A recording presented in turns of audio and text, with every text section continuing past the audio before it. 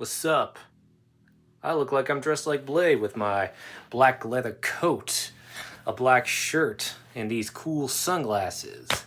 Anyway, before I start my commentary, just want to let you know that I have a podcast, so if you want to listen to my commentary on a podcast, you can listen to it on Spotify, Apple, Amazon, and any other available podcasts where available. Also, Blade 2 is available to watch on these platforms as of this upload. Anyway, you can listen to the commentary while watching the movie on any streaming platform or on a DVD or Blu-ray if you own Blade 2 on DVD or Blu-ray. Anyway, watch the movie, sit back, relax, and enjoy the show. Welcome to Commentary Companions. I'm your host, Tony Garcia, and today we'll be doing a commentary on Blade 2, released in 2002. As you can tell, Blade 2 is a sequel to the 1998 Blade movie. And, boy, a lot of people say that it's an improvement over the rest. And after watching it for myself, I have to agree with that. Interestingly enough, here's how it started. After the financial success of the first Blade film, New Line Cinema immediately ordered a sequel for the film, and David S. Goyer, the first film's screenwriter, decided to start with that. Now, the film's first director, Stephen Norrington, was originally offered the chance to direct the sequel, but he turned it down for unknown reasons. I'd like to think that maybe he turned down directing Blade 2 to direct The League of Extraordinary Gentlemen, or maybe it was due to his rather animosity towards David S. Goyer, as I mentioned in my previous commentary. We'll never really know. But when Stephen Norrington turned down the chance to direct Blade 2, the studio had to look for a new director. The film's screenwriter, David S. Goyer, suggested Guillermo Del Toro to direct the sequel, especially after such successful films as Kronos and Mimics. Del Toro was very well known for directing dark fantasy and horror-adjacent films like the films I mentioned. I actually got a chance to watch Del Toro's directorial debut, Kronos, on HBO Max, and it's one hell of a directorial debut. It is great in both horror and fantasy. And it makes perfect sense that a guy like Del Toro would be qualified to direct a film like Blade 2. When Del Toro was offered the chance to direct Blade 2, he wanted to do something different. He wanted to make vampires scary again. He was tired of the whole gothic, romantic, misunderstood vampires of the past, with films like Interview with the Vampire. He wanted to make vampires scary again, and he succeeded with Blade 2. I just gotta say, Guillermo Del Toro is one of my favorite modern movie directors. Like I said, I've watched Kronos, I've watched The Devil's Backbone, I've watched Pan's Labyrinth, the Hellboy films, Pinocchio, Shape of Water. I mean, I really respect Del Toro. Not only is he Mexican, he's also probably one of the few people to have won an Oscar for both Best Picture and Best Animated Feature. That is an accomplishment in of itself. It's one of the many reasons he's one of my favorite modern directors. And, he really does shine in this Blade sequel. Not only is it it's definitely something different, because it goes into dark fantasy territory, and also does world building, which is really cool, And I'm really excited to tell you all the facts I've learned while doing my research. I also noticed this prior to doing my filmmaking. I learned that in this sequel, none of the characters, aside from Blade, originate from the comics. Blade is the only character that originates in this film.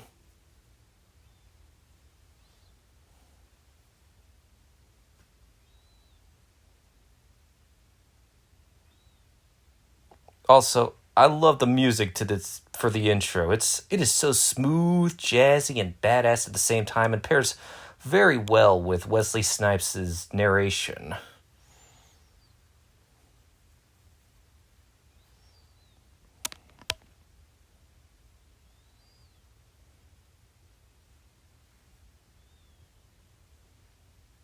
the kid actor actually does look like a young Wesley Snipes.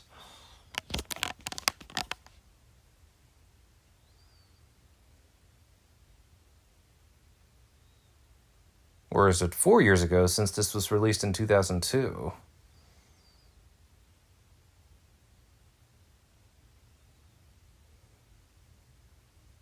Somehow Whistler has returned.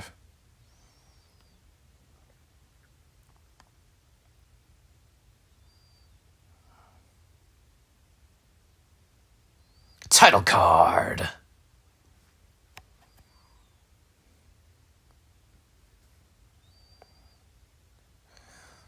The movie's composer this time around is Marco Beltrami, and this is actually, I'm not kidding, his first composition for a Marvel film. He would compose music for other Marvel films such as The Wolverine and Logan, and also he would collaborate with Guillermo Del Toro again with the score to Hellboy.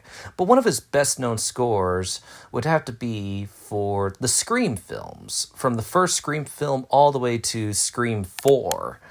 That's where he really gained fame for composing music. He's definitely one of those composers I really do enjoy listening to whenever it turns out, oh, he composed the score to this. Well, a surprise to be sure, but a welcome one. You know what I mean?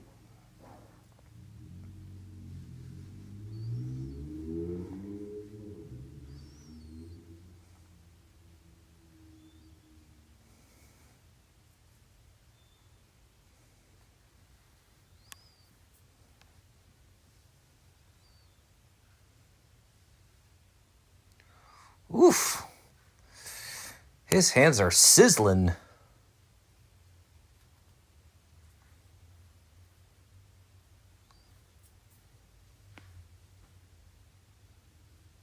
He's gonna do a superhero landing. That's a superhero landing.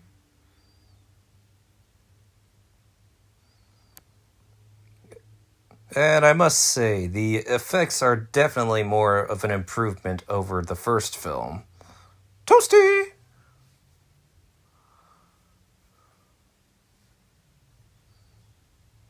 Yep, the digital effects are actually pretty decent, all things considered. And it's really cool seeing Del Toro direct not only a dark fantasy horror film, but also an action horror film.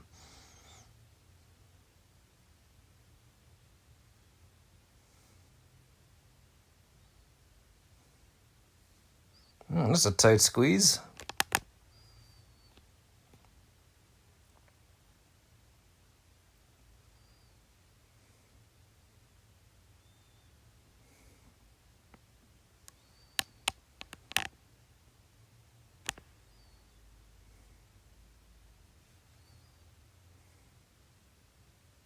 Yoink.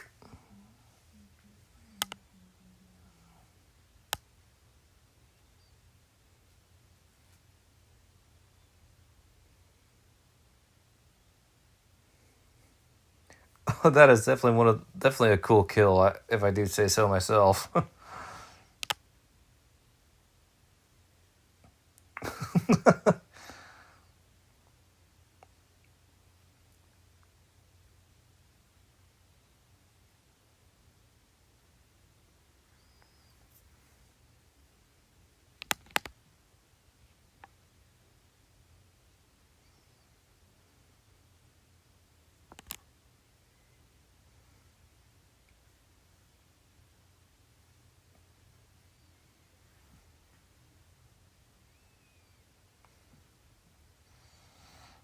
Man, this is one brutal interrogation method. It totally reminds me of when Batman interrogated a thug with the Batmobile in Arkham Knight.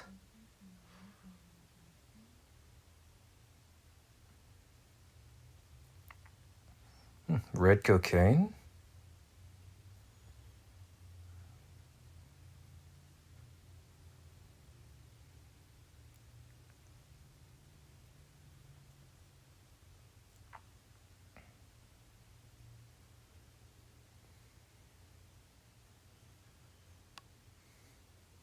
It's a trap!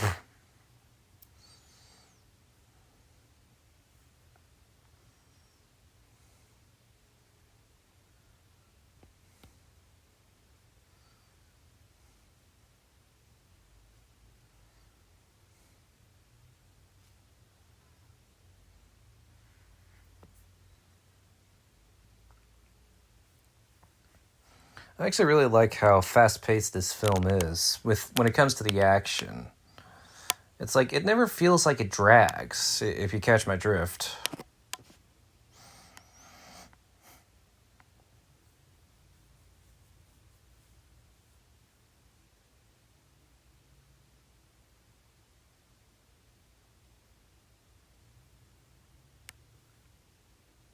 Boomy.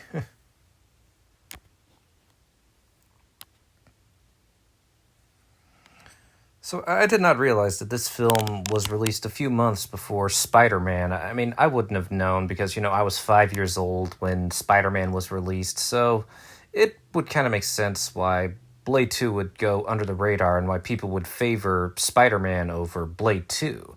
But, this is a very good sequel, in my opinion. And I do feel like this film really did give Guillermo Del Toro an opportunity to work on other films. I do believe Blade 2 made Hellboy possible for Del Toro to direct. And I really do love the two Hellboy films that he directed with Ron Perlman.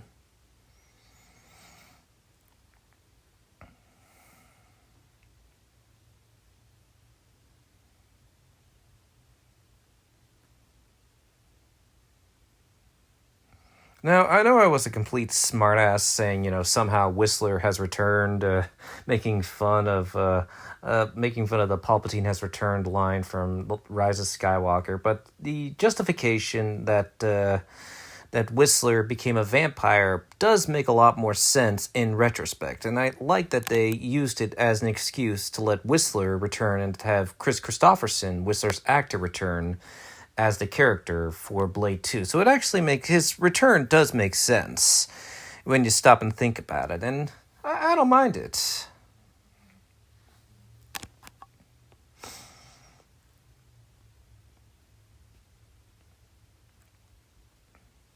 Now the question is, was Whistler Han Solo carbonated? Well, carbonites frozen or back to tank lifted? That was one thing to think about.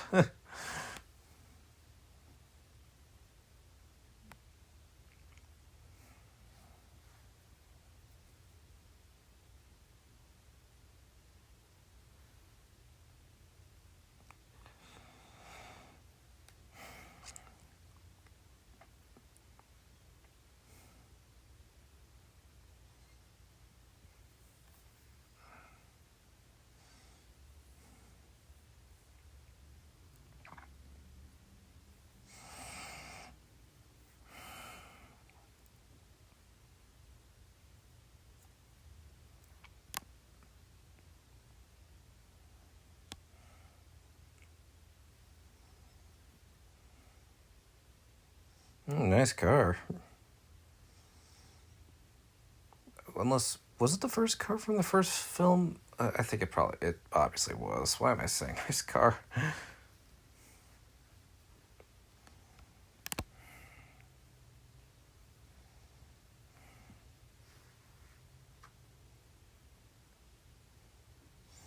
And we now have the first appearance of Blade's new assistant, Scud, played by the man, the myth, the legend, Norman Reedus. Now, of course, Norman Reedus is practically a household name thanks to his appearance as the fan favorite character Daryl Dixon on The Walking Dead. And the funny thing is, Daryl Dixon didn't originate from the Walking Dead comics. I didn't even know that the Walking Dead was based on a comic book at the time, but, now I know. But yeah, this was, this Blade 2 was what really helped put Norman Reedus on the map in nerd culture. The funniest thing is, well, yeah, this was actually Norman Reedus' first Marvel project, but it would not be his last. Like I said, Norman Reedus is best known for playing Daryl Dixon on The Walking Dead. But Reedus' co-star, John Bernthal, he's known for playing the Punisher, and Norman Reedus also voiced the Punisher as well in an Iron Man cartoon back in the 2010s. So I do think it's pretty funny knowing that John Bernthal and Norman Reedus were both on Walking Dead and have both shared the role of the Punisher. And it's really cool knowing that a lot of the actors on The Walking Dead have been in projects for Marvel, DC, and so on and so forth, and other comic book superheroes projects as well. Because well, The Walking Dead is from Image Comics, as is Invincible. So yeah, and and the cool thing is, The Walking Dead and Invincible were both co-created by Robert Kirkman, who was also written for Marvel as well. He actually wrote Marvel Zombies. Talk about 6 degrees of separation, but hey, that's what this commentary is all for. Saying cool facts like this. You know what I mean? I like the red on the back of, on the inside of Blade's black leather coat. It's a nice little detail.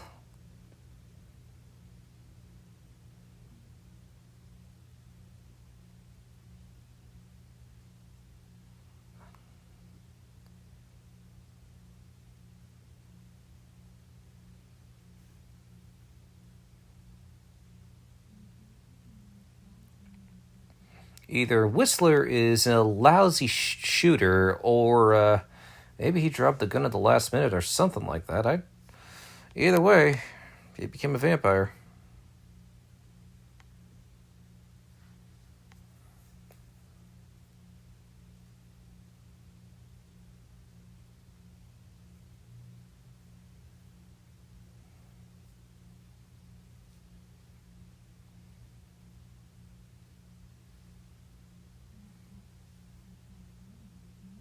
I do have a confession to make, though. I really don't really care for The Walking Dead. I've never really gotten to the comics, and I never really got into the show, but I do like the actors that do work on it, since they've contributed to other well-known projects. I mean, The Walking Dead does produce some pretty good actors. I hope I never feel like hammered shit one day.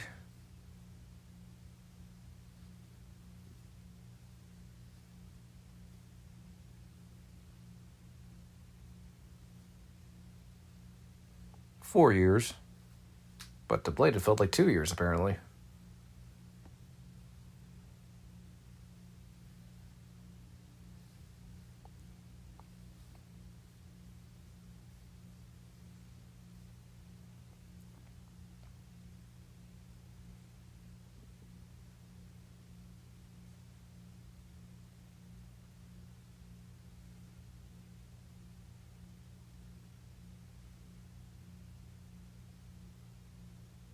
Oof.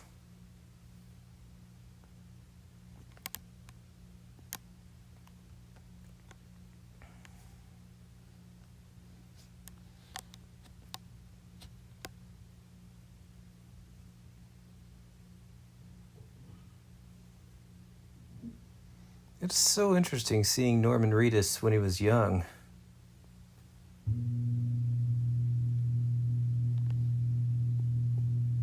The looks on their faces like, oh, really?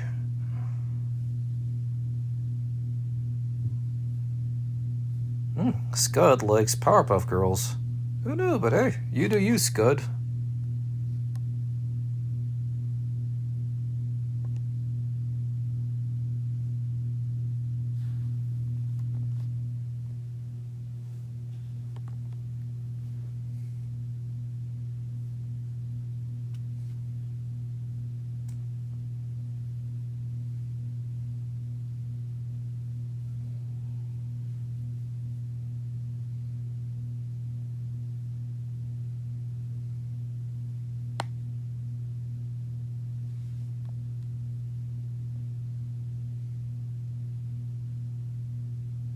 Intruder alert!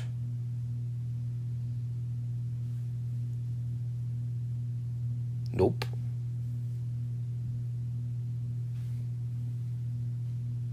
Yep, you'd be right.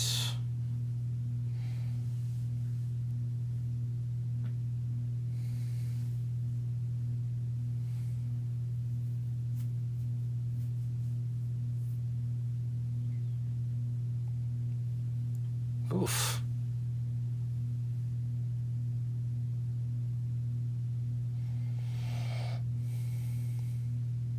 Whistler, you dick. I'm just kidding.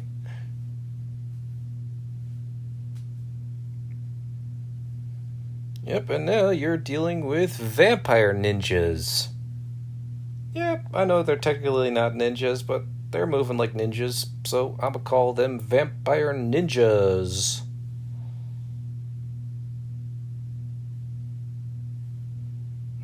Not so quiet.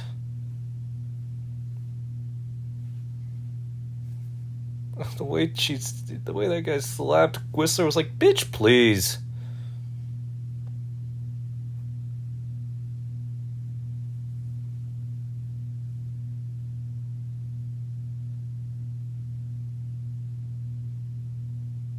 Gotcha.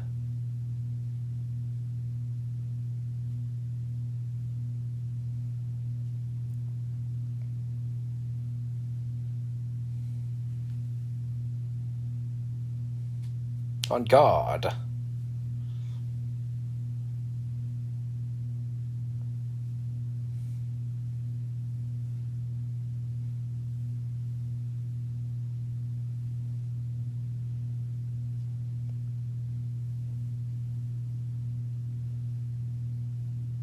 Oh man, if she didn't miss, she could have hit Blade in the baby maker, and that would have hurt. Try walking that off.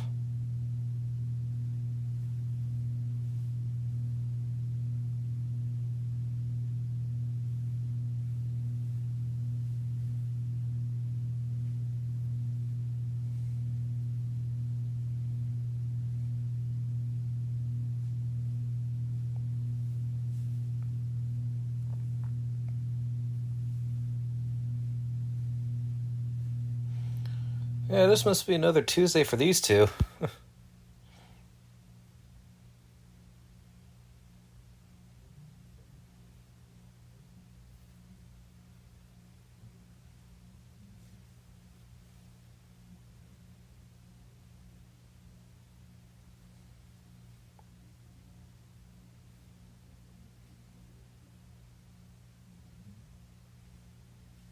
I think that shot might have been CG.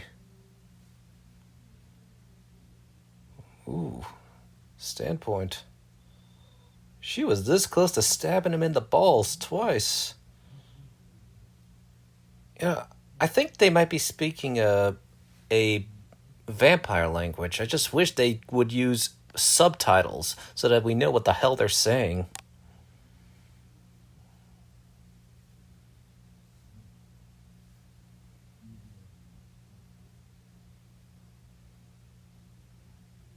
Yeah, I can't take you seriously with them masks.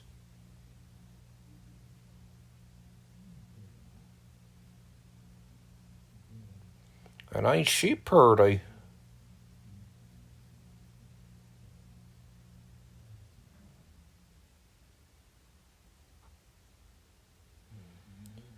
Yeah, the idea of a super vampire that not only feeds on humans but also vampires seemed like the perfect way for Blade to settle his differences with the other vampires, forcing him to work together to stop this quote unquote Reaper vampire, which is actually a pretty good way to make this a sequel, you know?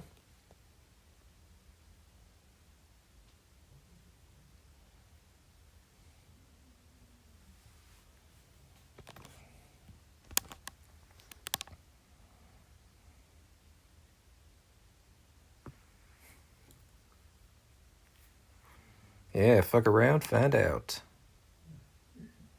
Guess not.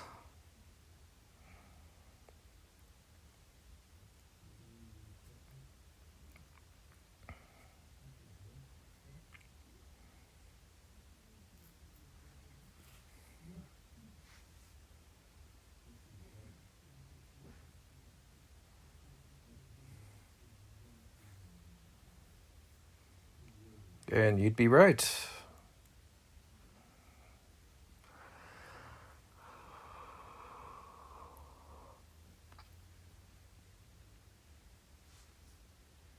Oof, that's gotta hurt. Guess it's a blood recognition.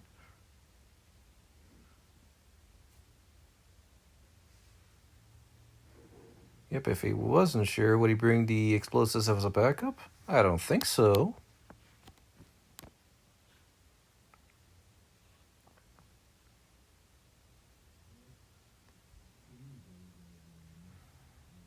I really like these interior sets when it comes to the layer of the superior vampires and all that. It feels pure Del Toro, in my opinion.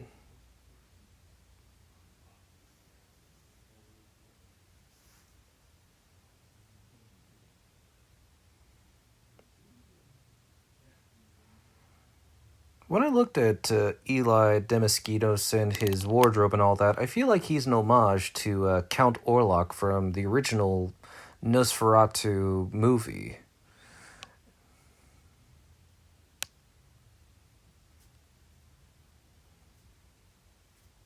That's respect. That's funny. Yeah, when you're a lawyer, I guess it costs you your soul.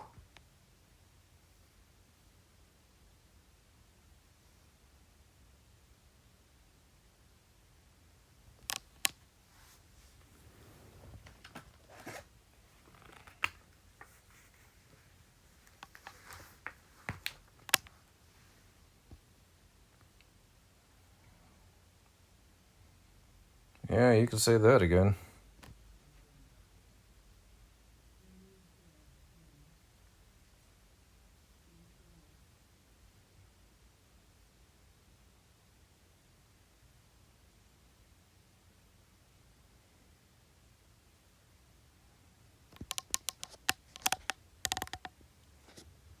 Now, now Eli Damaskinos' actor, Thomas Kretschmann, well, he's a German actor, and well, Damaskinos isn't the only character that Kretschmann portrayed in a Marvel movie. Uh, Thomas Kretschmann also portrayed Baron Wolfgang von Strucker in Captain America 2 and Avengers Age of Ultron. But I didn't even recognize him. But, it's fair. It's mean with all the makeup and all that. You know what I mean?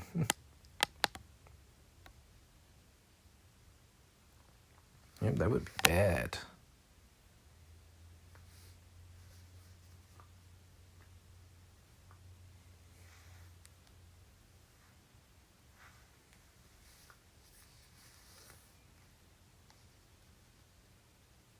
Quite justifiable.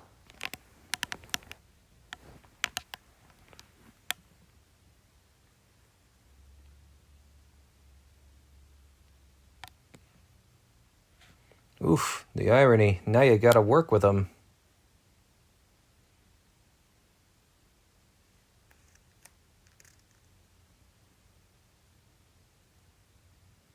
Fair. Very fair.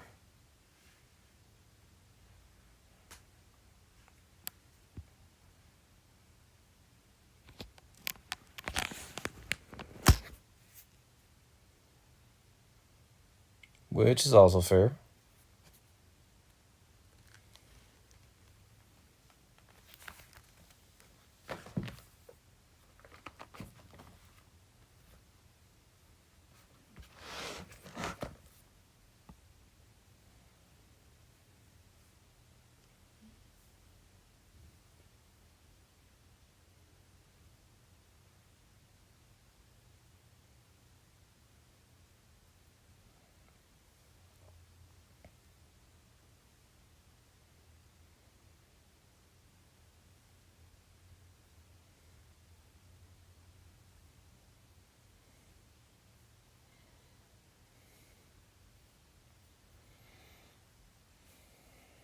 Now, Jared Nomak's actor is Luke Goss. He's a British actor. He's appeared in a lot of things, and Luke would collaborate with Guillermo Del Toro again in Hellboy 2, The Golden Army, as he portrayed the film's main antagonist, Prince Nuada. I almost didn't recognize him because, to be fair, makeup and all that. But yeah, it's really cool knowing that a lot of the actors that appeared in Blade 2 would collaborate with Del Toro again in his passion projects. And not only the actors, but also the crew members as well. It's really cool knowing that. Man, that is one scary way to introduce the Reapers, if you catch my drift. I mean, their mandibles pretty much remind me of the Predator.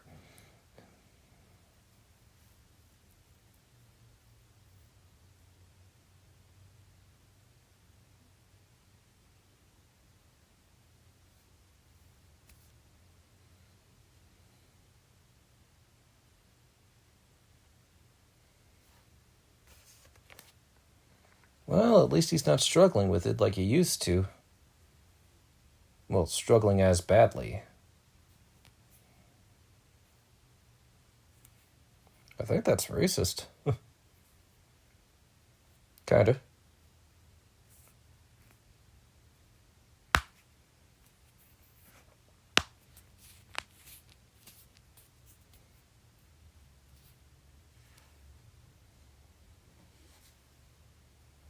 Now, Verlaine was originally going to be the sister of Raquel from the first movie. Raquel was the chick from the first film at the rave that brought that guy to the vampire rave. The man, the myth, the legend, motherfucking Hellboy Ron Perlman, who is a frequent collaborator of Guillermo Del Toro. He literally appeared in Del Toro's directorial debut, Kronos, even though he was the only American actor in Del Toro's film. And because of Perlman, well, Kronos is both a Spanish language film and also an English language film.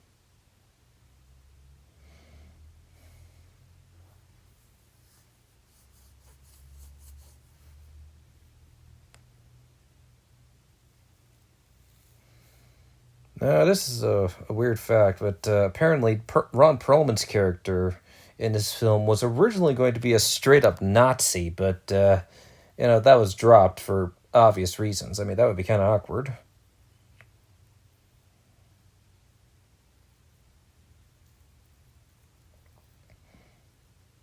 Oof, he bitch slapped Hellboy. Now, this character wasn't the only Marvel project that Ron Perlman has worked on. Other projects that Ron Perlman has worked on for Marvel was stuff like, well, he voiced Bruce Banner in an episode of Iron Man the Animated Series, and he also voiced the Abomination on the Hulk Ultimate Destruction video game. Or is it called The Incredible Hulk? Yeah, I think it's Incredible Hulk Ultimate Destruction. On the other side of the pond, Ron Perlman has voiced various characters for DC Comics. He's voiced Orion on Justice League Unlimited. He voiced Clayface in Batman the Animated Series. And my most favorite, he voiced Deathstroke, aka Slade, on Teen Titans. But fans worldwide know Ron Perlman best for portraying Hellboy in the Hellboy duology directed by Guillermo Del Toro. I mean, I'll always associate Ron Perlman best for playing Hellboy as well. In fact, I actually have an autograph from Ron Perlman himself. It's definitely one of my most prized possessions. So, yeah, it's Ron Perlman is a great addition to Blade 2.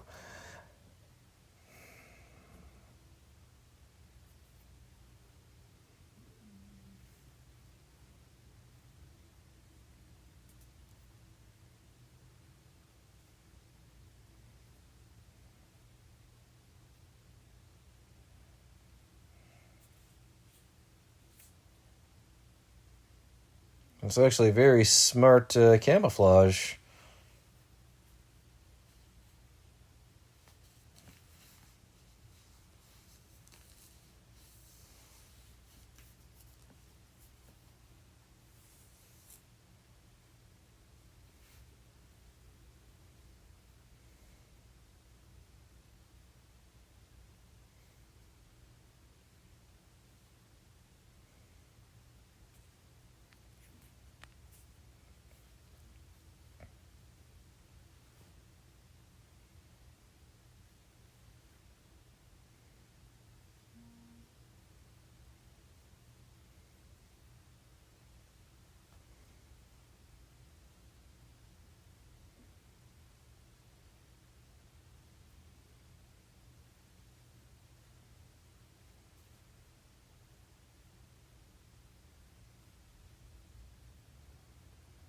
Hey, his hands are tied.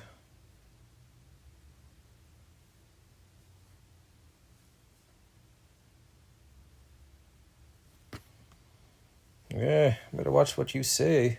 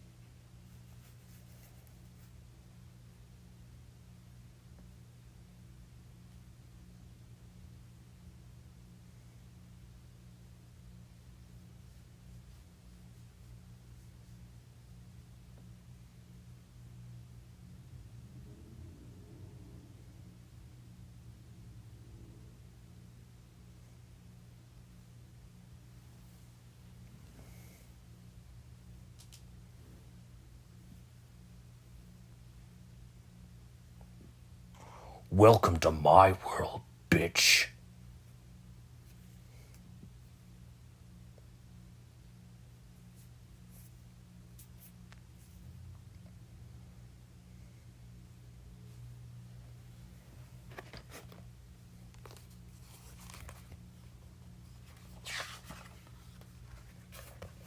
I should point out an interesting fact about the actor that plays Priest. Priest is not the only character that actor Tony Curran has played in a Marvel movie. He played Bor, who is the father of Odin, in Thor the Dark World, and he also played Finn Cooley for one episode of Season 2 of Daredevil. Finn Cooley inevitably got killed by the Punisher, so don't get too attached to him. Tony Curran also played Vincent Van Gogh in 2 episodes of Doctor Who. I almost didn't recognize him because, he's so young and, well... But, yeah, I immediately recognized that red hair anywhere. You know what I mean? Yeah, it's that vampire he let loose. And that explains the smile. What are you looking at?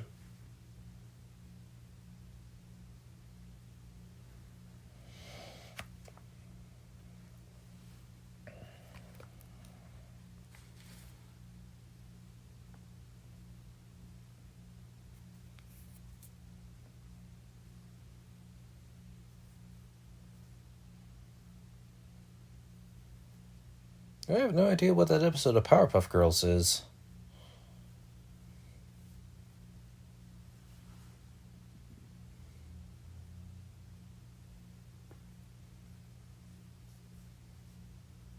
Better than snow.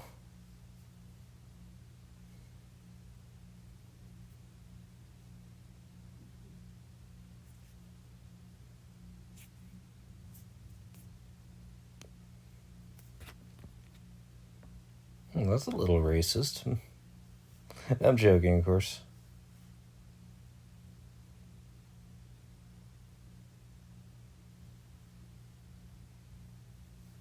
Well, you're lucky there aren't any cats in here. Otherwise, that cat would want to play with the red dot and want to catch it.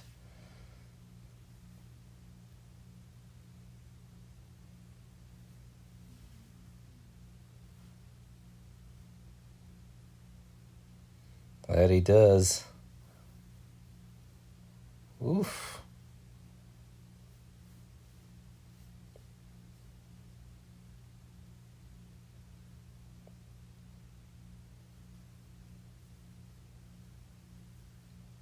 Another layer.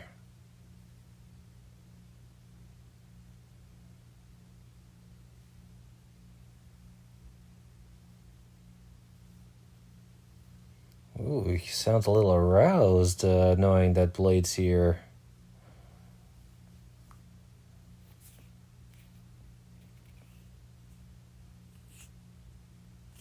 I'm so aroused thinking about the Daywalker.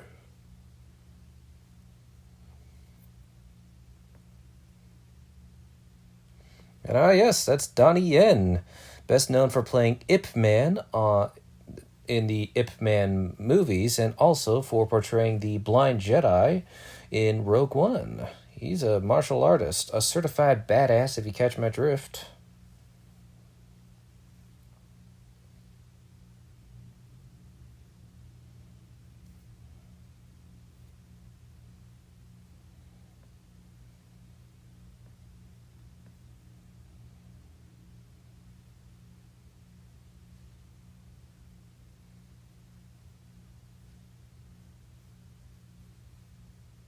It's really cool knowing that Blade 2 was released pretty much a year after Lord of the Rings Fellowship of the Ring was released, and also released the same year as The Two Towers as well. By that point, New Line Cinema was really thriving in that success and was really established themselves as a mini major studio capable of releasing hits like Lord of the Rings.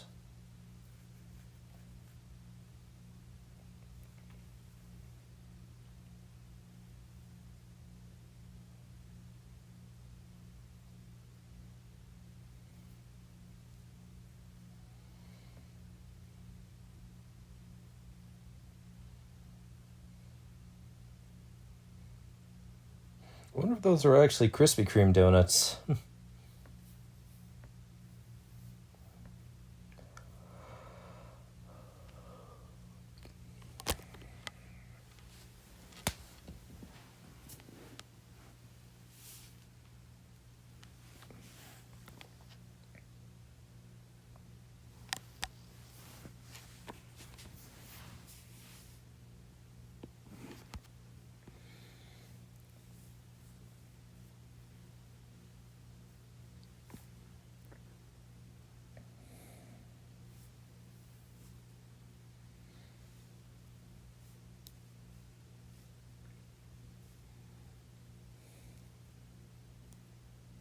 It's quiet in here. Too quiet.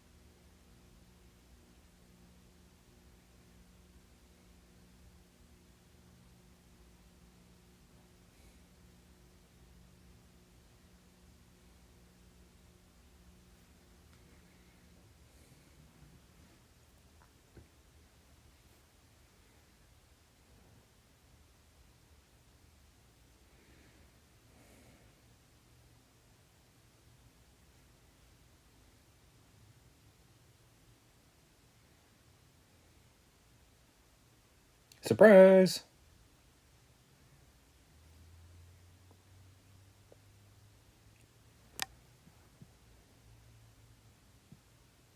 Ah, surprise!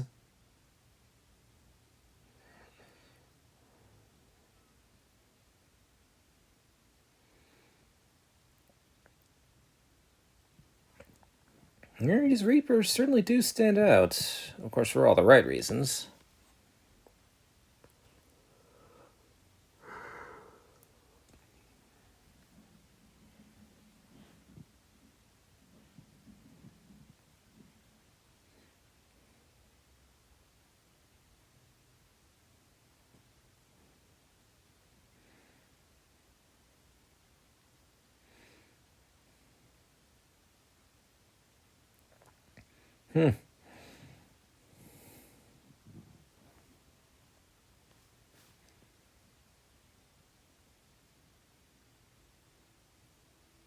Hmm. Looking much more paler.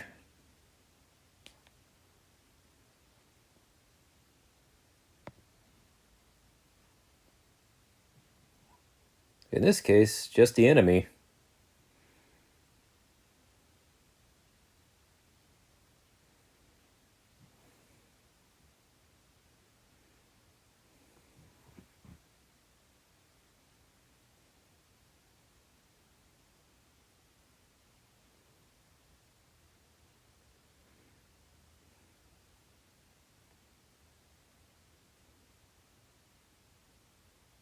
That glass could have hurt you.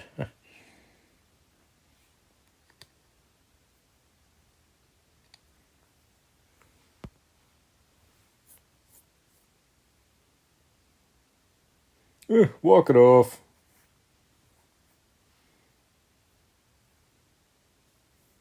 I think he might have said, "What the fuck" in his vampire language. Like, what the hell?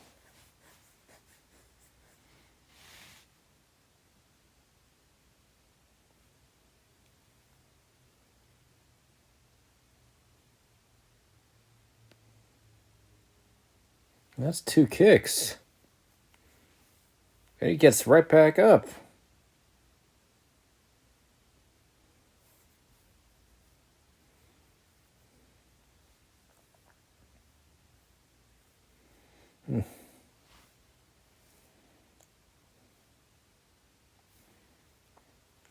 Yeah, these Reapers sure are non-discriminate.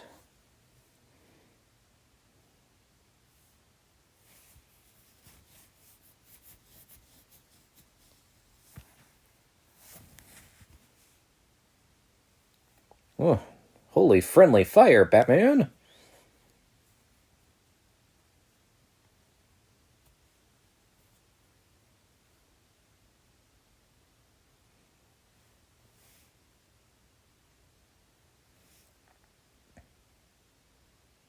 Yeep!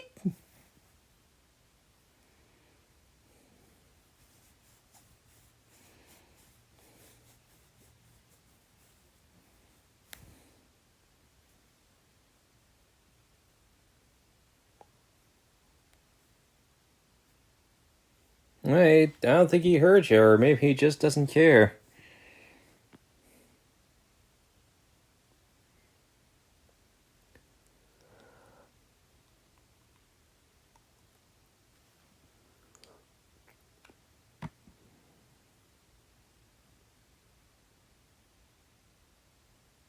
Yeah, try to walk that off.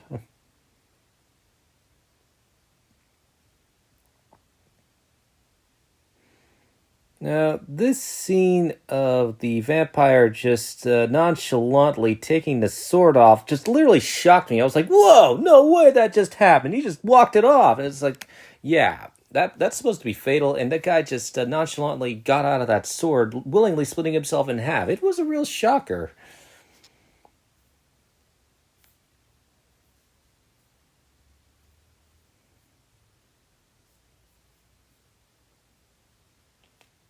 If only this thing would start working.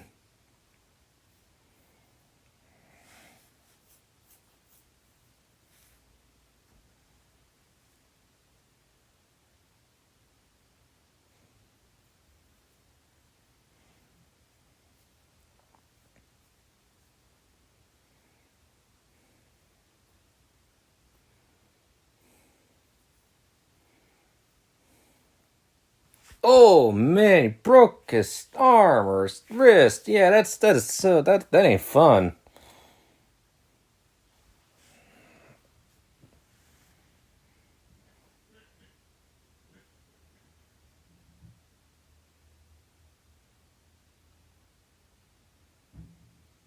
Maybe silverproof and bulletproof.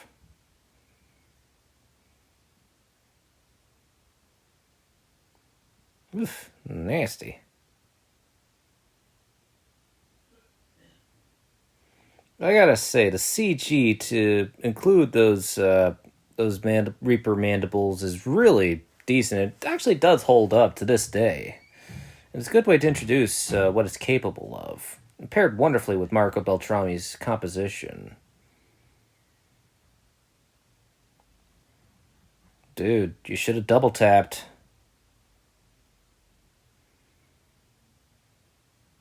Yikes. Ouch.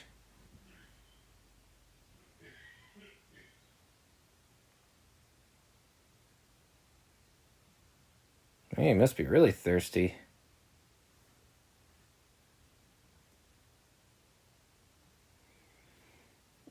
Yeah, I think this might be an underrated score, in my opinion.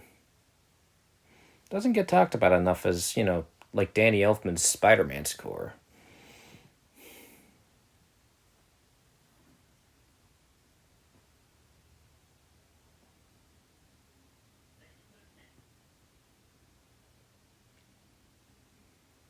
Well, that's one way to explode.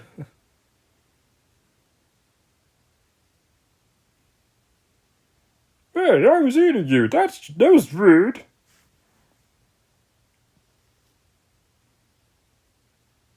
Were you okay? Is what I think she's asking.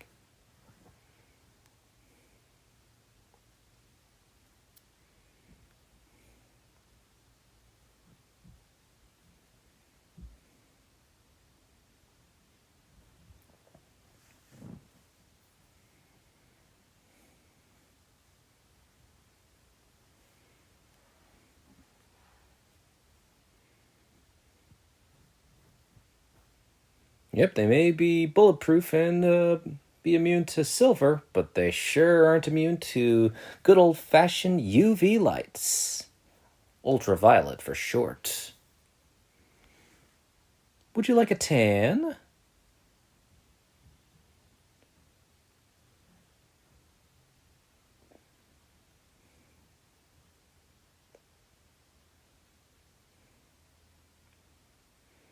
Ugh, guy isn't even toast. He just where'd that vampire go? Yeah, over there, up there.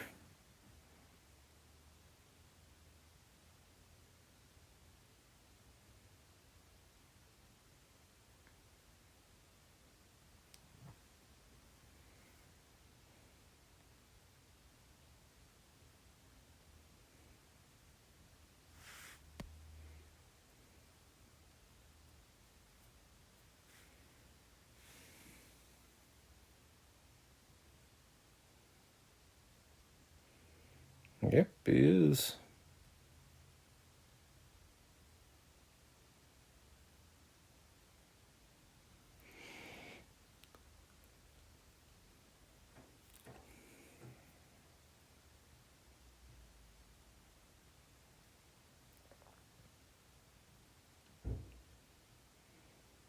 Here's Nomak.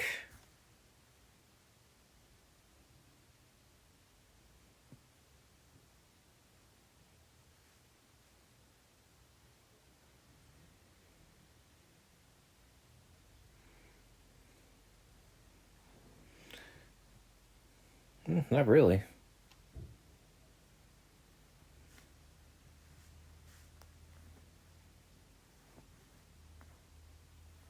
Oh, you want some of this? You want some of this?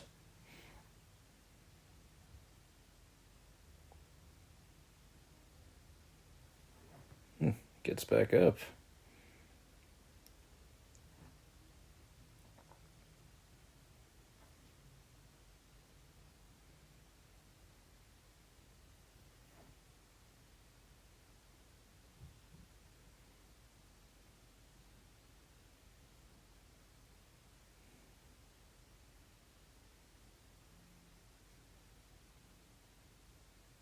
Reminds me of when those scarabs went into the was just shown inside the flesh in the 1999 Mummy movie. But for him, it barely affects him. He just heals right up.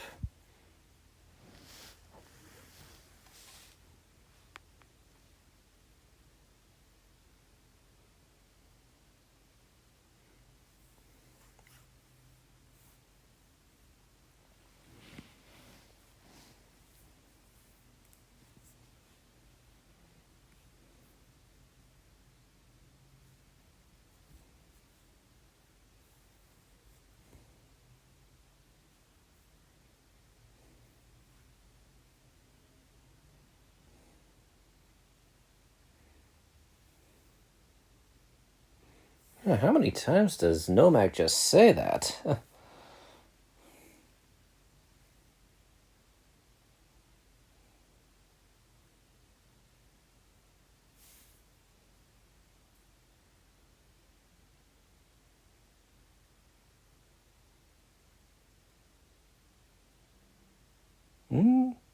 About to be toast. He was like, nope, I'm outie. See you tonight, bitch.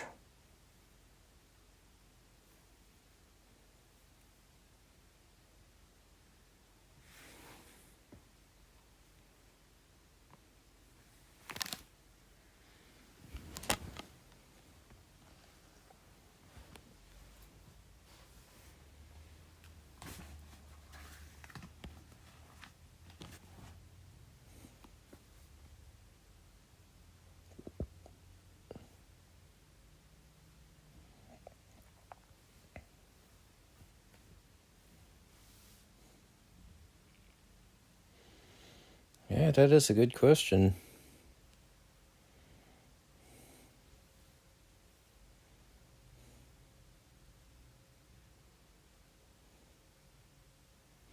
And let me tell you, it is a brutal change.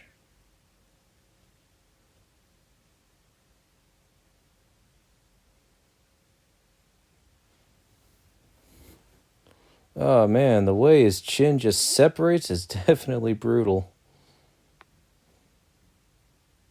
Yikes.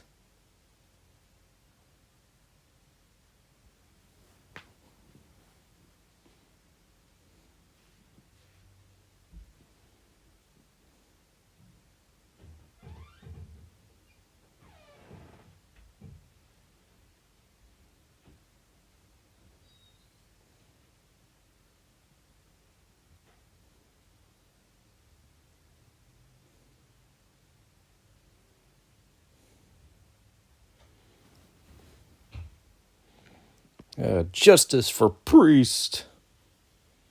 Ooh, the blink and half remaining of the head is definitely creepy.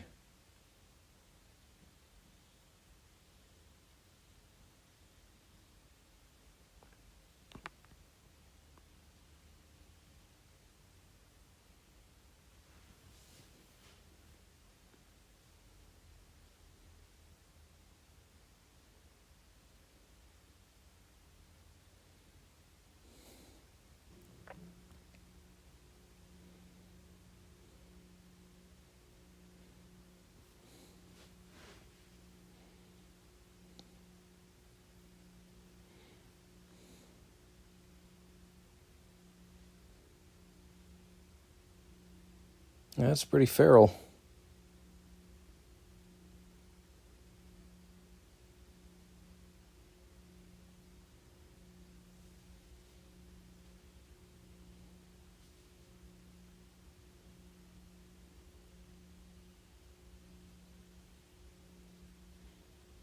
I don't think you'll see any Teenage Mutant Ninja Turtles in these sewers.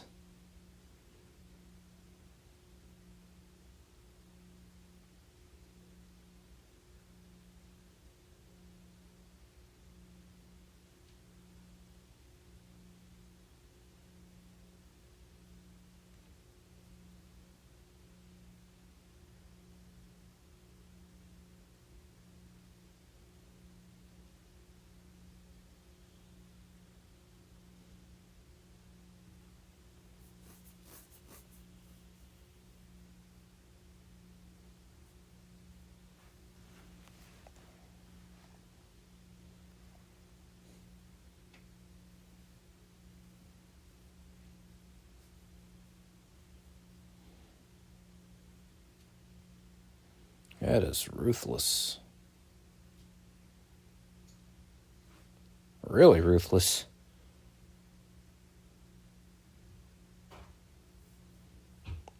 It's tubby time.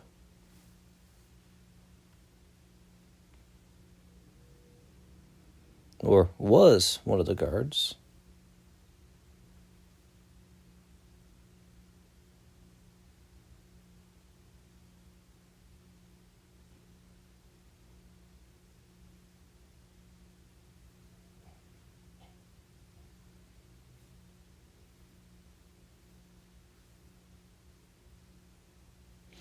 So Nomak is in constant pain.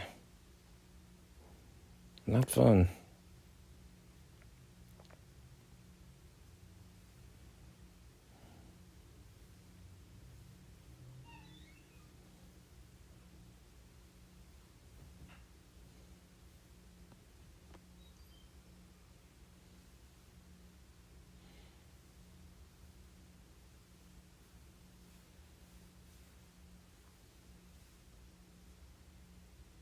I think he just said, just do it.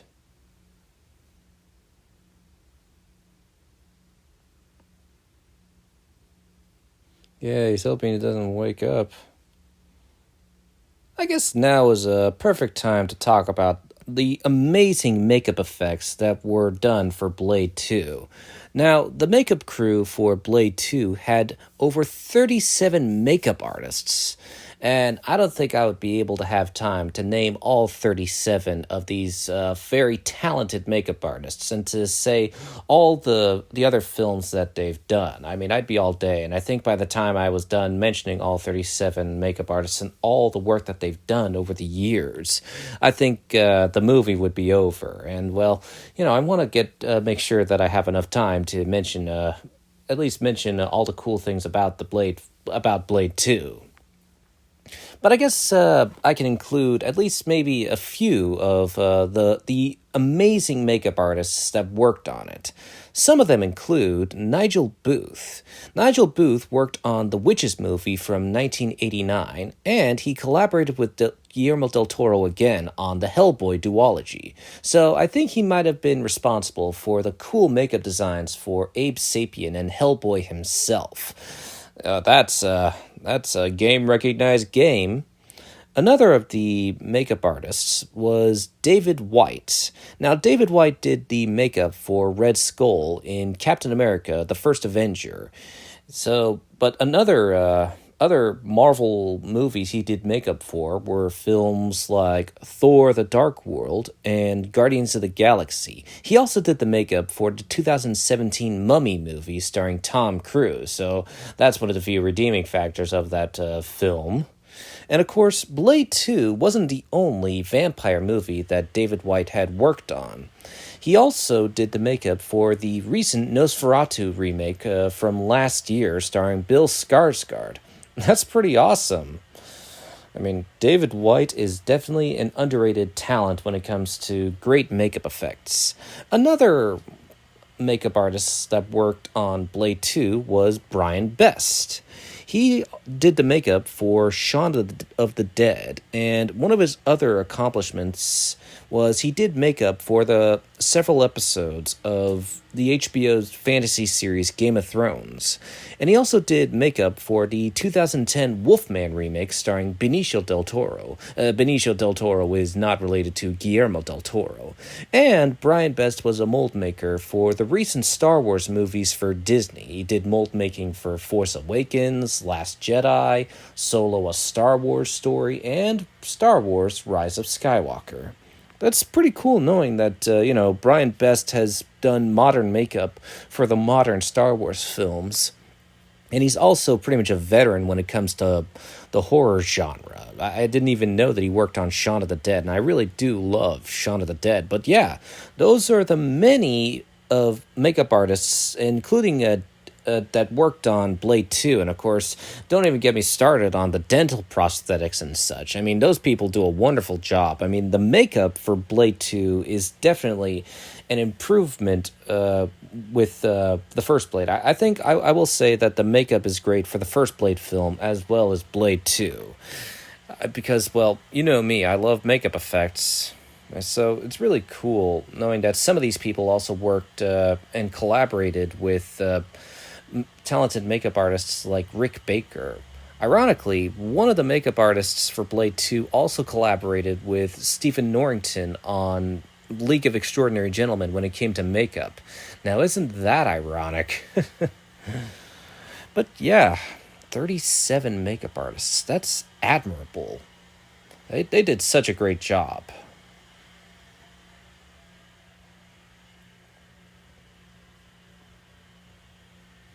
It's funny, after watching this film, it never felt like an hour had passed by because of all the fast paced action, regardless of a quote unquote lack of character development. But I think what the character development lacks in this film, it more than makes up for with the awesome action sequences and the amazing gothic score and the horror and such.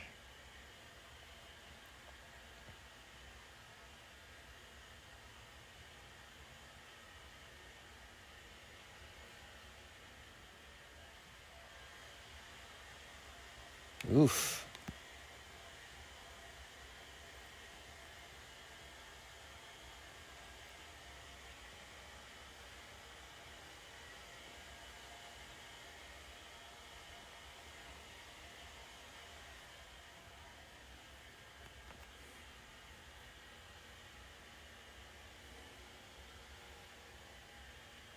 It's a dud. Scud. Oh, wait. Looks like it's not a dud. Scud?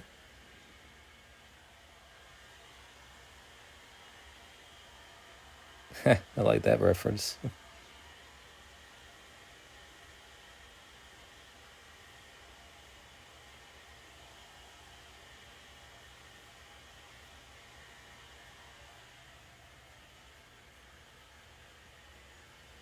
Those are some nice looking guns.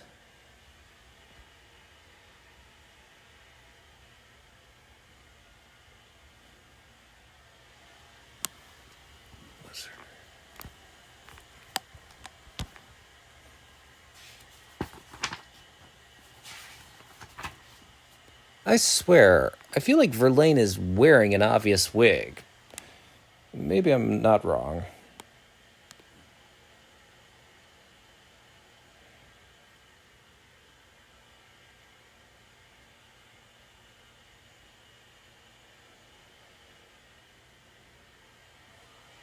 Something tells me it did not taste or smell good.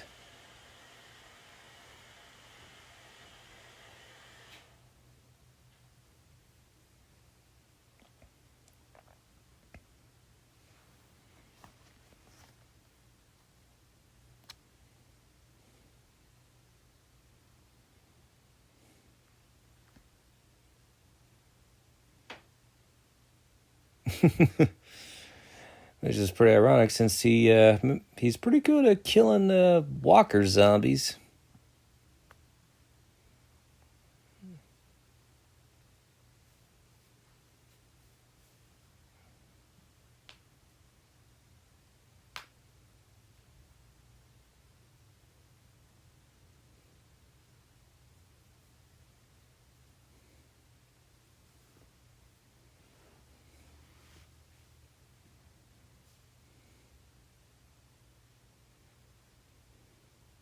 Ooh, you know what?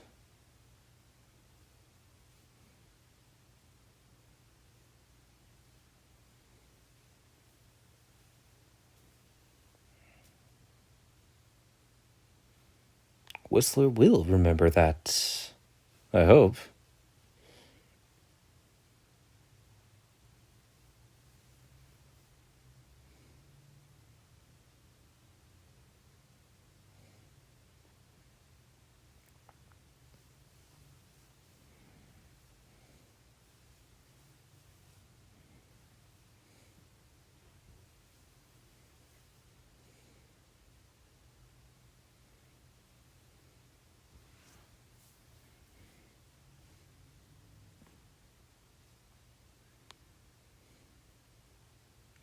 If I recall, one of the other makeup artists in Blade 2 also worked on the HBO show Chernobyl. So, yeah, it's pretty cool knowing that knowing that a lot of these makeup crew members went on to work on other amazing projects for like TV shows and awesome movies. Never take a makeup artist for granted. They really do make the fantasy believable. And science fiction as well. You could say that science fiction, fantasy, and horror are kindred companions in a way, due to how similar they can be sometimes.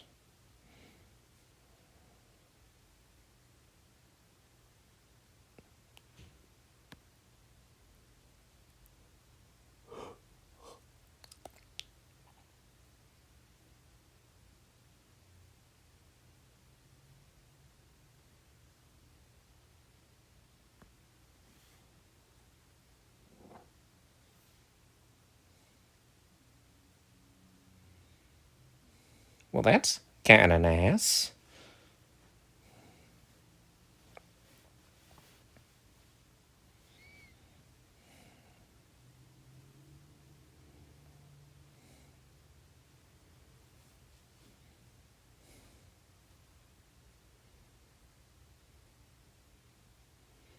I guess the Reapers don't really care much for Jaws, do they?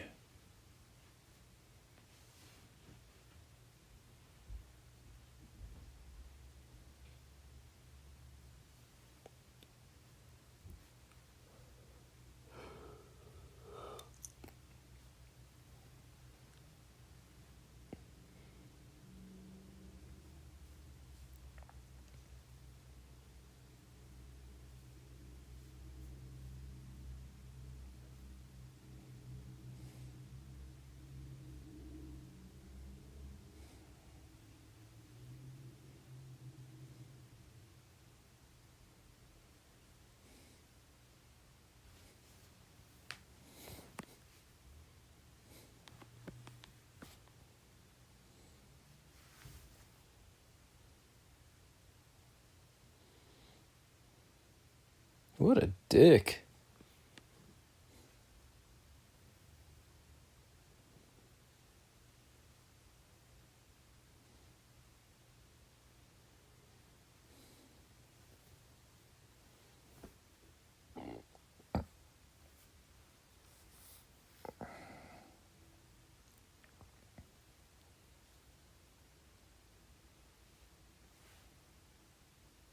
I think he killed Donnie Yen.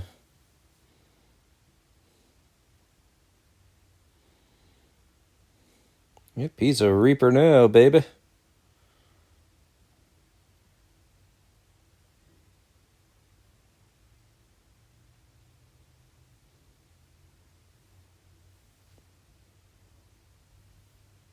Run, bitch, run!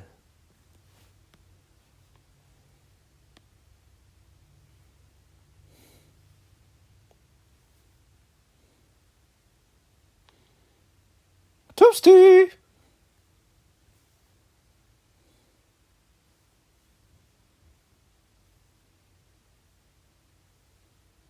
Ooh, getting steamy, Perlman.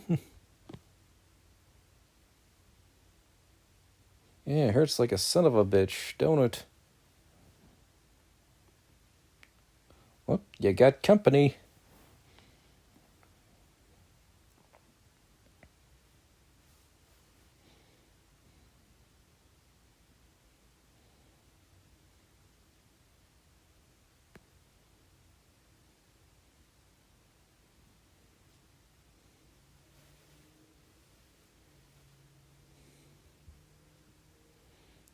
Bastard skellies. The poor bastard skellies.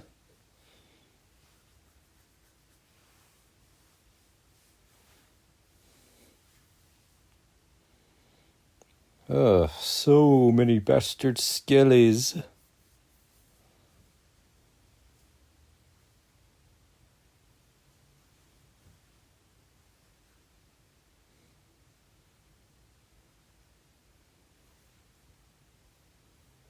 This water's about to get red. Not good.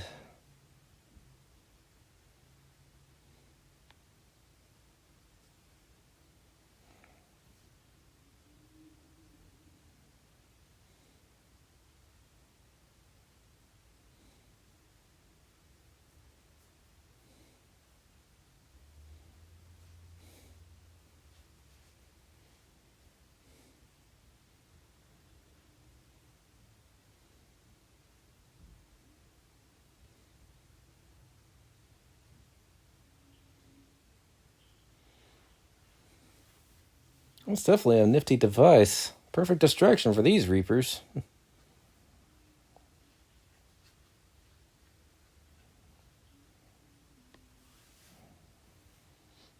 Uh-oh. It's jammed. The worst kind of jam.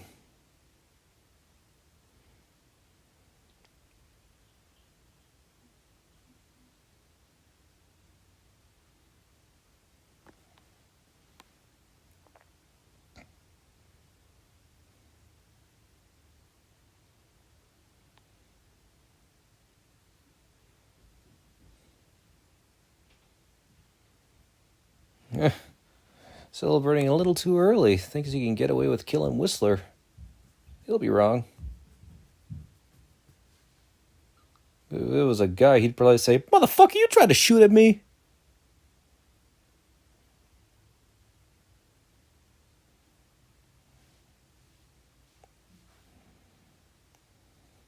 Uh-oh.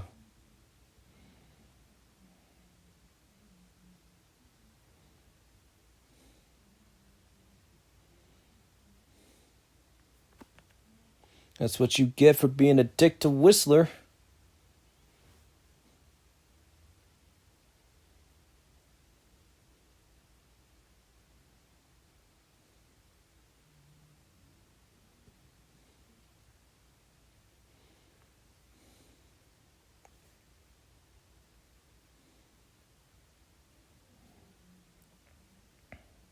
That's not fun.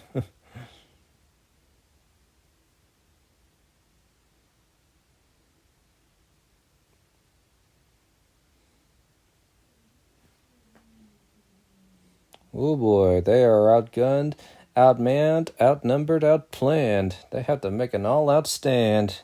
Sadly, they don't have a right-hand man.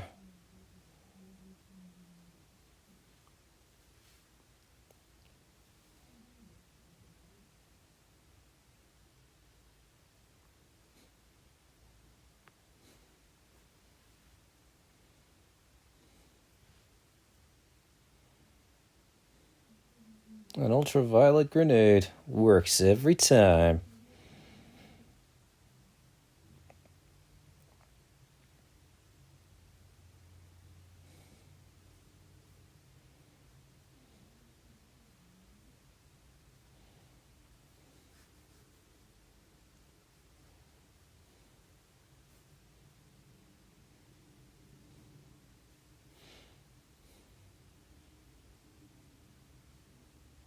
Yep, would have been nice to know beforehand. Also, it's funny that I mentioned that, that Brian Best did mold making for a lot of the recent Star Wars films, because at one point, David S. Goyer and Guillermo Del Toro were this close to making a Star Wars movie. I mean, I would love to see a Star Wars movie directed by Guillermo Del Toro. I would be totally open to that. Let's see what he can do. Let this man cook!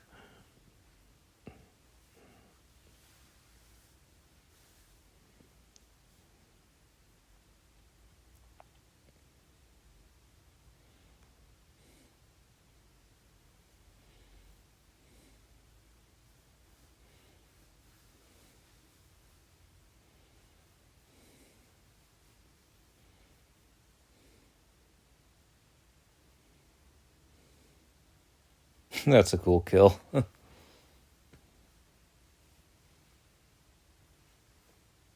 Duck.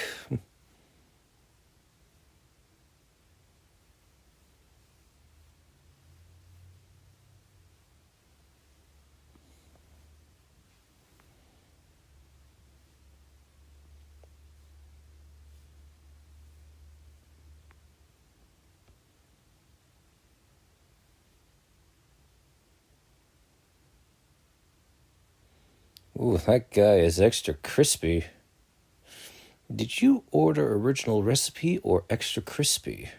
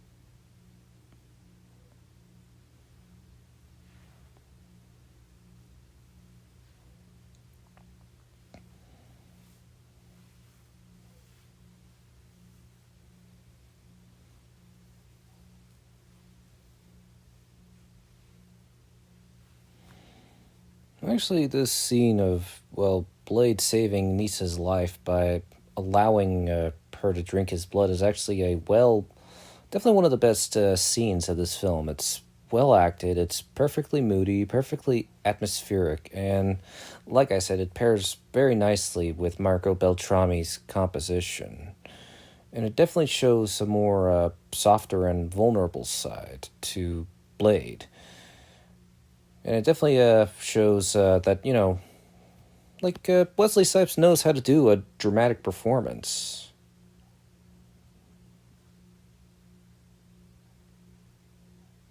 And it also shows, Blade's a good guy and will save whoever he needs to.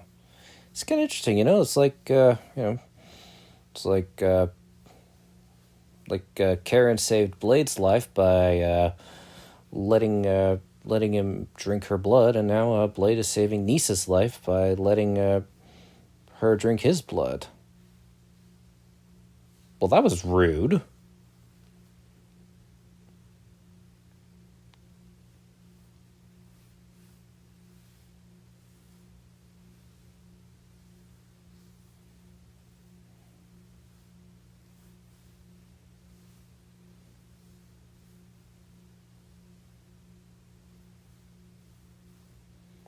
You call that a kick?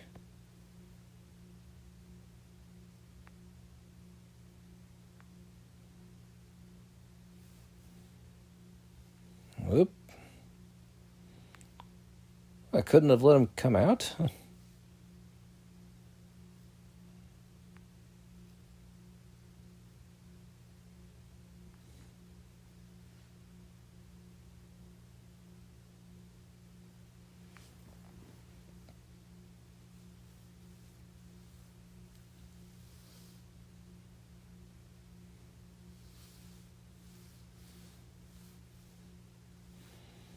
I gotta say, Eli is looking a lot more like Count Orlok with what he's wearing.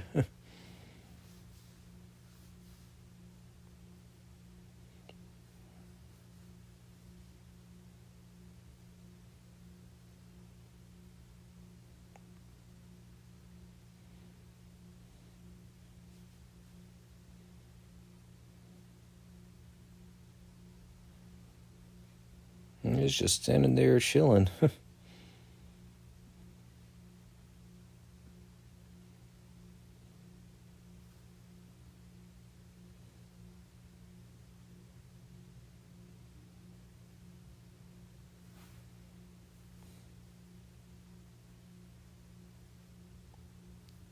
Probably not a shock.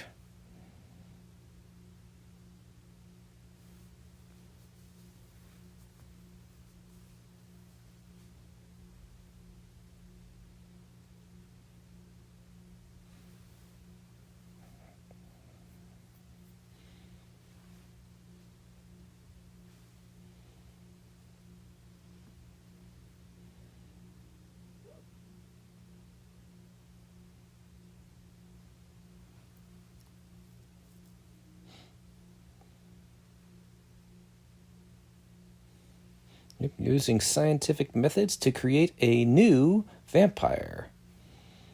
Yep, Eli is pretty much a Frankenstein, if you catch my drift.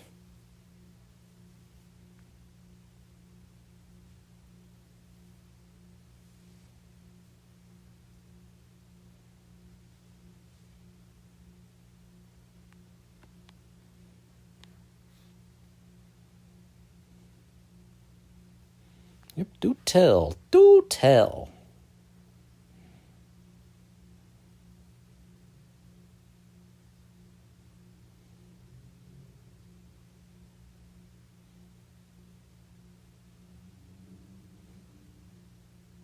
Which makes Nomak Nisa's half brother, and she's none too pleased about this bombshell.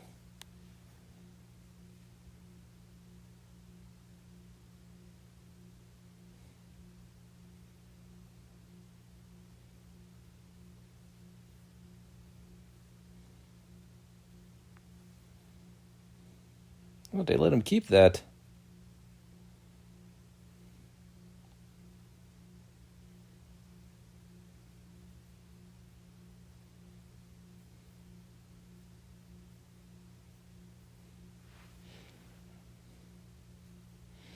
Yep, and so it turns out Scud is a double-crossing familiar.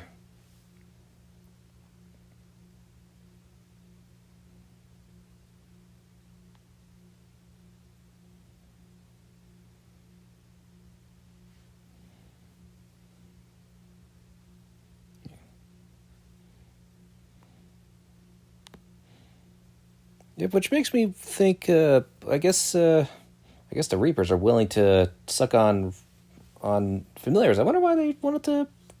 I wonder why they wanted to suck on Scud then. Then again, I guess the Reapers don't discriminate.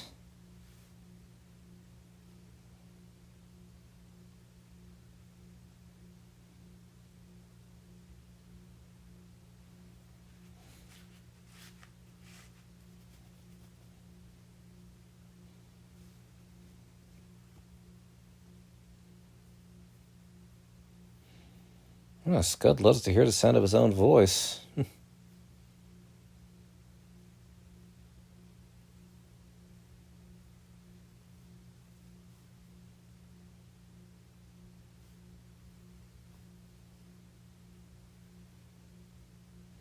Ah, it is dud, Scud. What an explosion!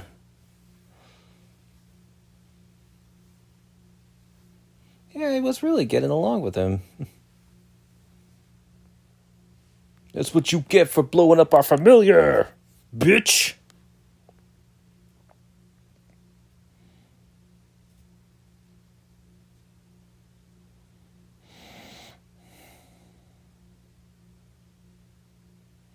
That is not a comfy bed. I see you've managed to take your shirt off.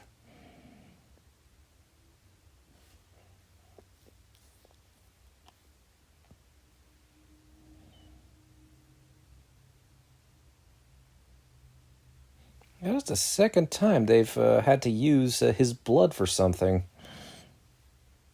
Well, I know what they say. If it ain't broke, don't fix it. But at least they show how. Ugh. That is fucking painful. But it looks practical, too.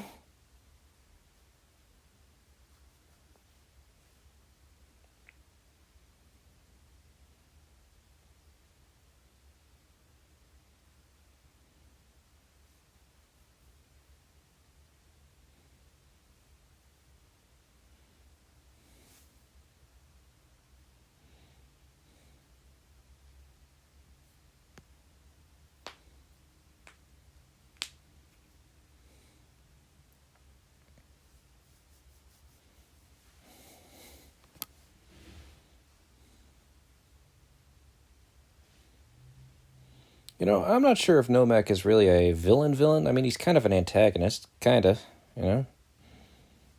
But he's definitely the rebellious one. Eli is definitely a straight-up villain.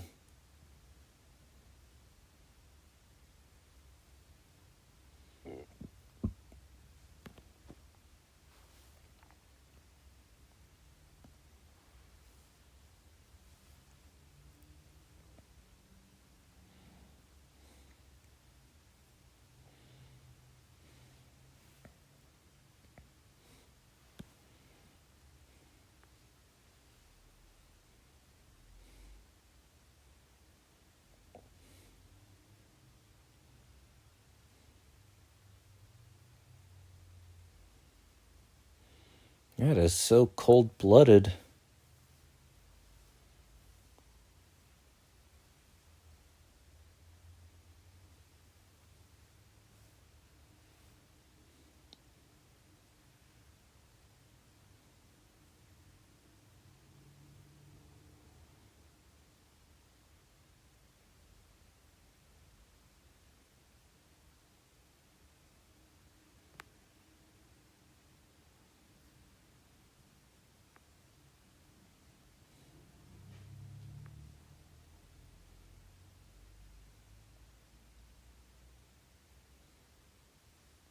You'd be wrong.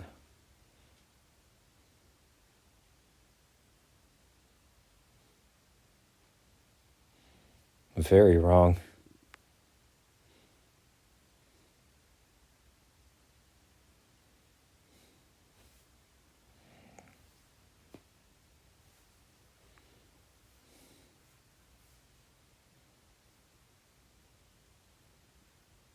So nice of you to let him, let Whistler uncuff himself.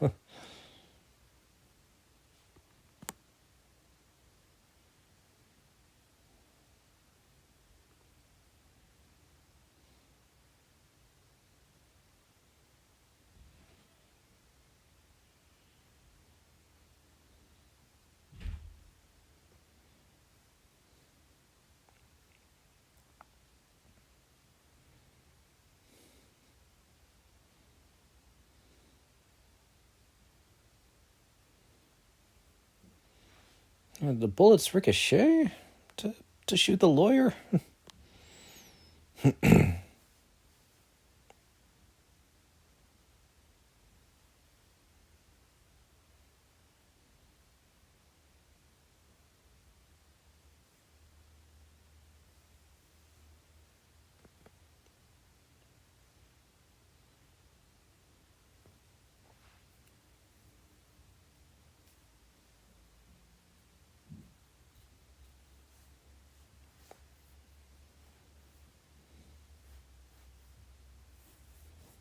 That's a good line.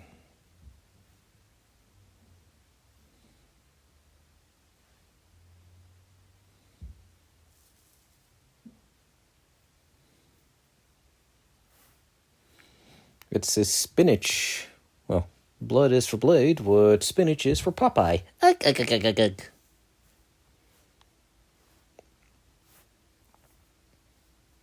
Yep, lunch first, revenge later.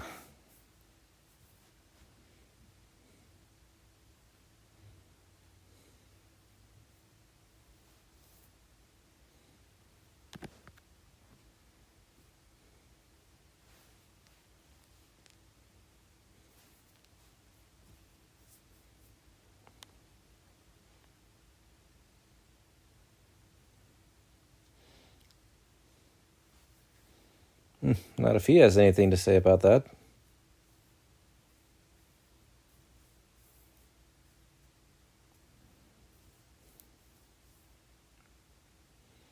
Oh, look at that. He did enter here. Why is Nissa following him?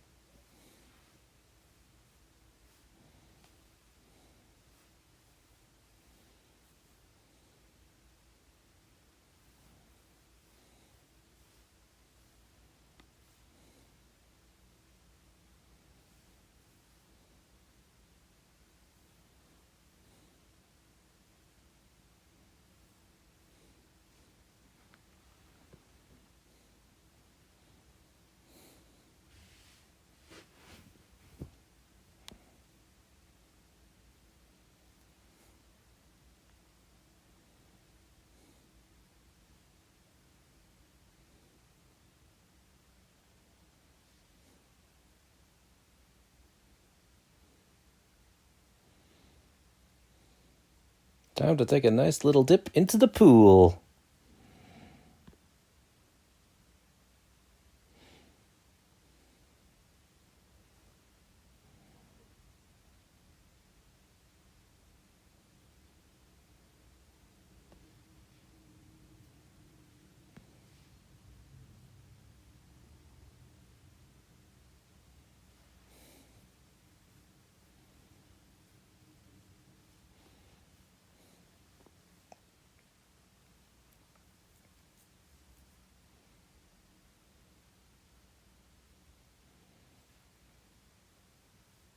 Yep, don't turn your back on Blade.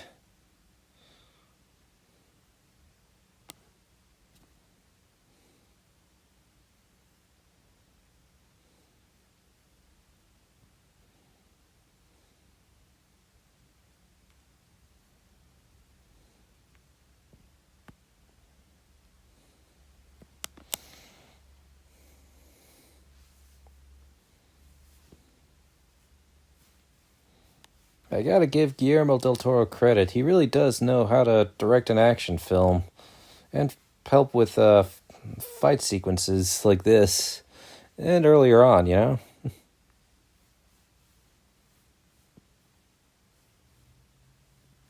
Do a flip.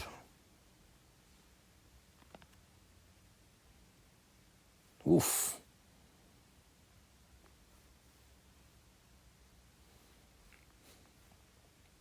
Back off, that man had a family.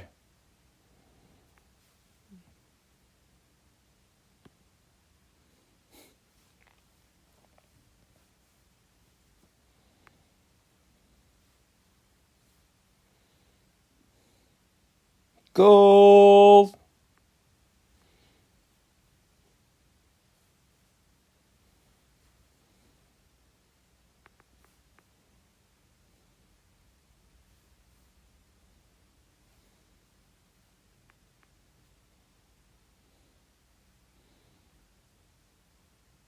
Yeep.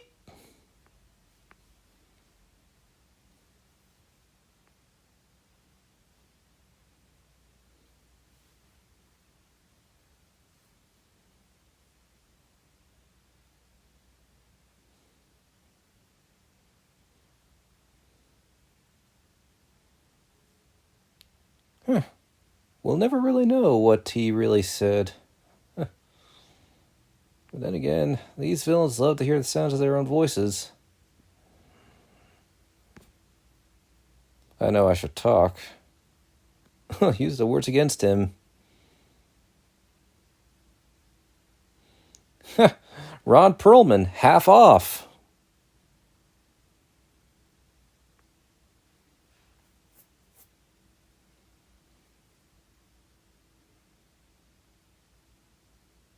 Nice catch.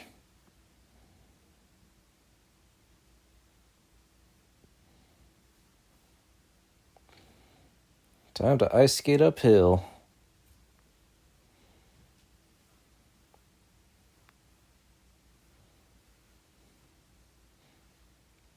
That'll get rid of any future Reapers.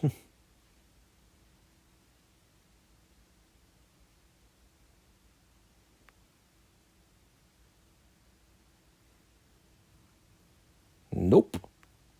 Not today, Satan.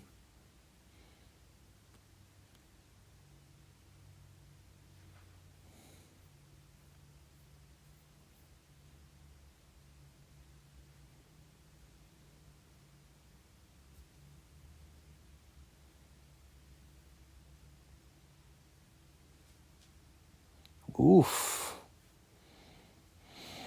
That's cold.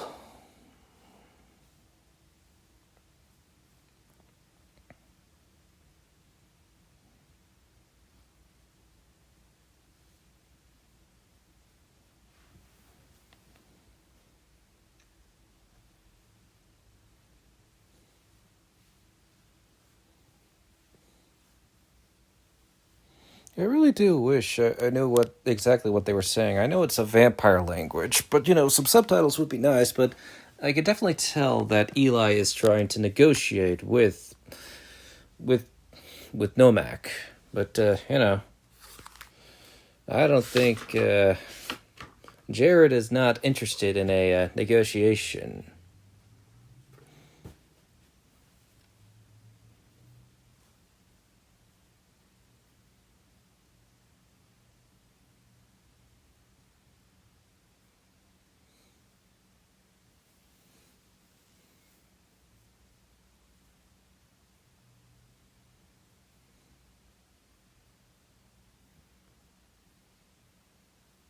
I'm thinking no.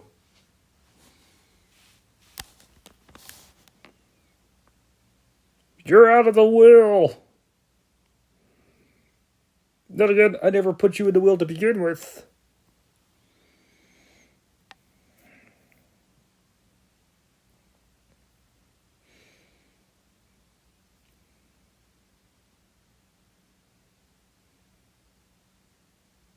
Green blood. Yuck.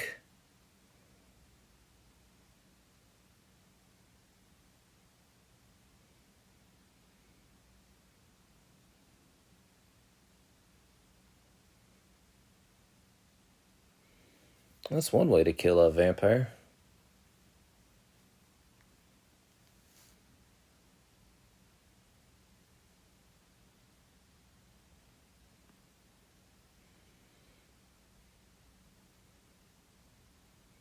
She pretty much surrenders to it. Nothing to lose.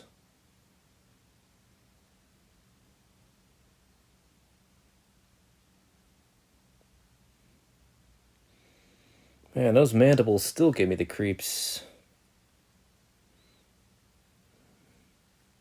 But for all the right reasons, if you know what I mean.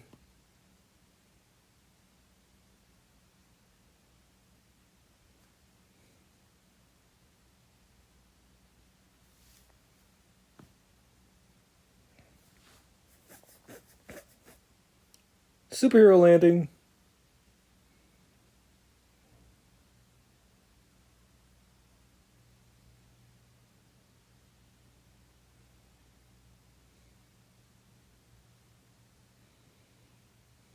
Gosh, guys got more balls than I do, being able to take something that out. I don't think I'd be able to. I'd be dead.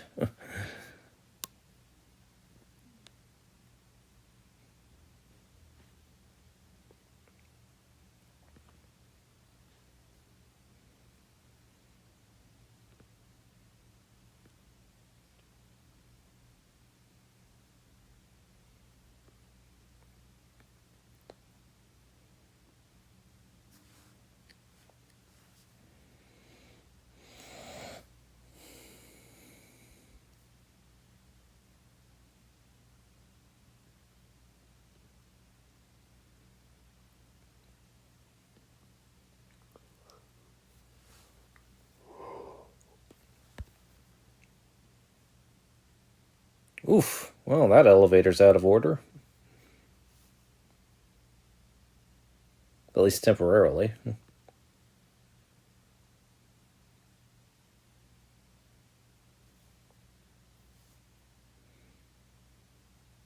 Oh, that's a body slam right there.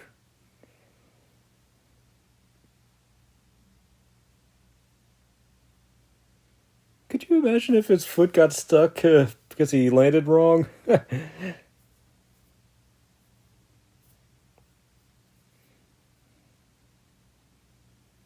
Well, some cracked ribs.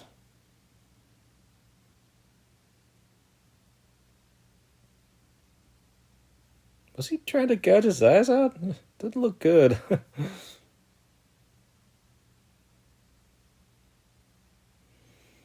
How you like that? Ah, instantly healed.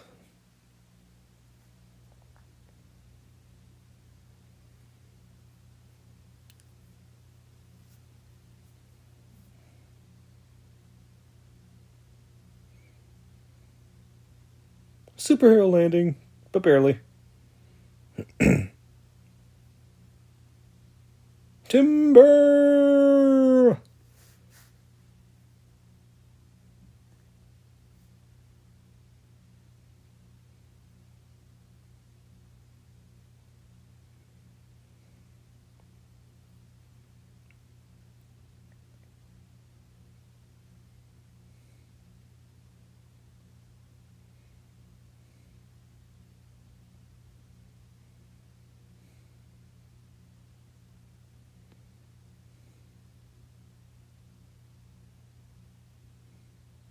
It's like, I don't think so.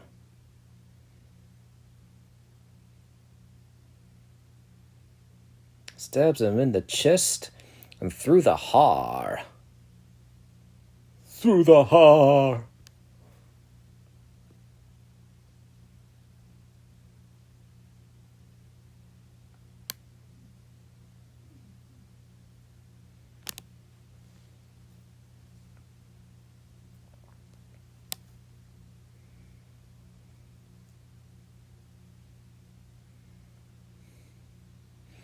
Yeah, whenever Luke Goss is ever in a Del Toro movie and he's playing the villain, he always dies. So this is what it feels like.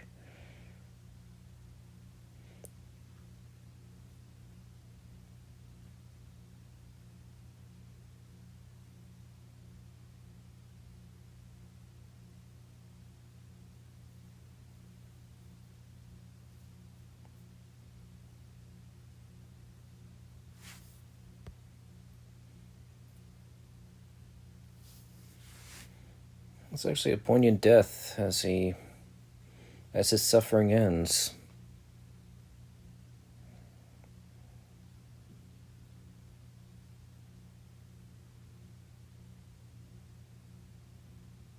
Probably not as explosive as Deacon Frost's.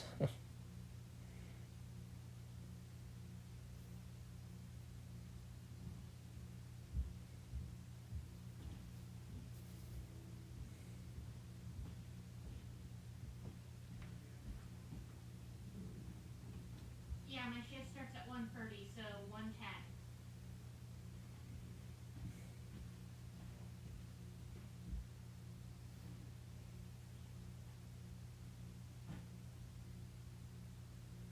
You know, we never really know if Blade's blood was harvested or not.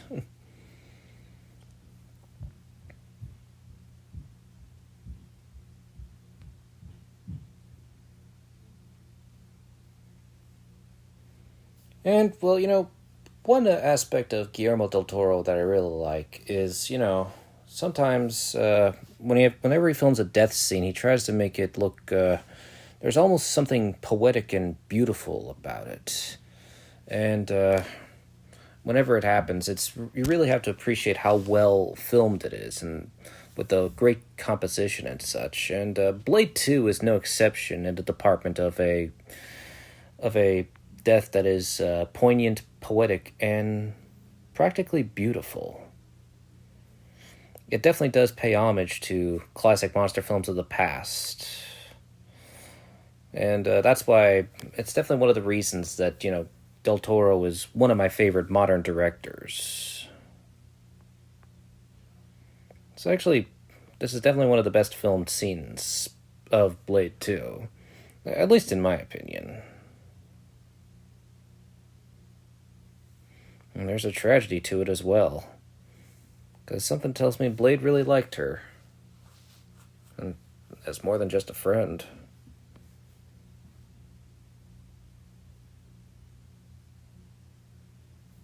Of course, that's not all, folks. Remember that loose end that Blade was talking about?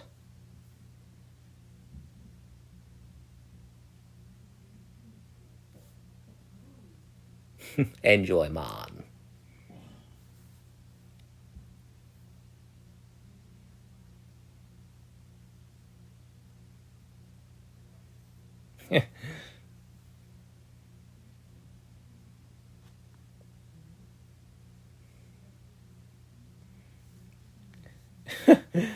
Did Blade get a job here or something? And that is one hilarious way to end Blade 2. Yep, that was Blade 2. And I gotta say, for this trilogy, Blade 2 is definitely one of the best. What it lacks in character development, it makes up for in its atmosphere, good acting, decent lines, and great action. And yeah, I think it's kind of funny knowing that, well, of all the directors that worked on the Blade trilogy, Guillermo Del Toro is one of the few whose career didn't get damaged afterwards. But yeah, it's definitely. I think I definitely like Blade 2 more than I like the first film. Of course, I'm probably going to favor Spider-Man over Blade 2. But yeah, also interestingly enough, one of the other things that happened with Blade 2 is it actually got a tie-in video game. But apparently the video game is abysmal. And it never got the same success as Blade 2. And of course, the film was a financial success, and inevitably a sequel would be made, but of course, it would be inferior to the first two films. I'll do a commentary on that eventually after I'm done with some other Marvel films. But also, yeah, I should point out that, since this is a classic Marvel film that doesn't even feature the Marvel logo, I think Spider-Man was the first one to feature the official Marvel logo. But yeah, not only in the aspect, I also, Blade 2 does not have any post-credit scenes, but it does have one funny little joke at the end of the credits that says, and I quote, "No Reapers were harmed during the making of this film," and that's actually pretty funny, and I had to acknowledge that. But yeah, that was my commentary for Blade 2. Hope that you enjoyed it. Try not to ice skate uphill, because some motherfuckers are always trying to ice skate uphill. Be sure to like and subscribe. Thanks for listening to Commentary Companions. Don't have a good day. Have a great day.